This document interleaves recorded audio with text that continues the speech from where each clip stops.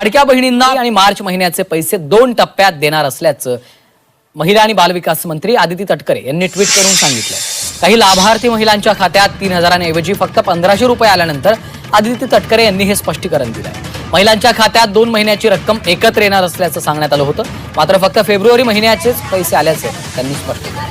सर्व लाडक्या बहिणींसाठी आपण मुख्यमंत्री माझी लाडकी बहीण ही योजना त्या ठिकाणी आणली आणि ही एकमेव योजना आहे की सुरू झाल्यापासूनचा लाभ हा आपण या आपल्या माता भगिनींना वितरित करण्यामध्ये यशस्वी ठरलेलो आहोत।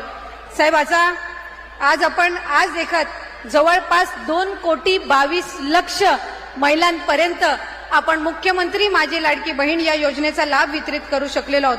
आणि साधारणपणे काल आणि आज आम्ही 2 दिवस आधी ओवाळणीमध्ये आपण 3000चा सन्मान निधी आपण त्यांच्यासाठी उपलब्ध करून दिला।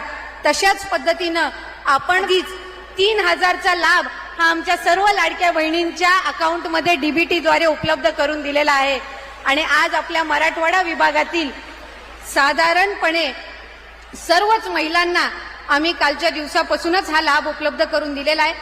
आज आपल्या छत्रपती संभाजीनगरमध्ये साधारणपणे 617 कोटी आपण या योजनेच्या अंतर्गत उपलब्ध करून दिलेले आहेत।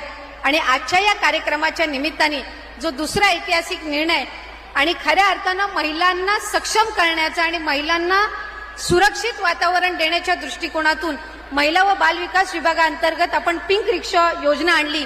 आणि आम्हाला आज मनापासूनचा अभिमान आहे की या पिंक रिक्षा पहिल्या जर आपण कुठे उपलब्ध करून देत आहोत तर आज या ऐतिहासिक नगरीमध्ये छत्रपती संभाजीनगरमध्ये आपण या उपलब्ध करून देत आहोत। राज्यामध्ये 10,000 पिंक रिक्षा आपण उपलब्ध करून देत असताना प्रत्येक महानगरपालिका